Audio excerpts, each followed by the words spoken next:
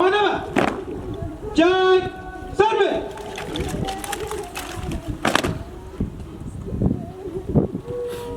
نقف اليوم بكل فخر لنقدم للوطن بطل من أبطال الحرية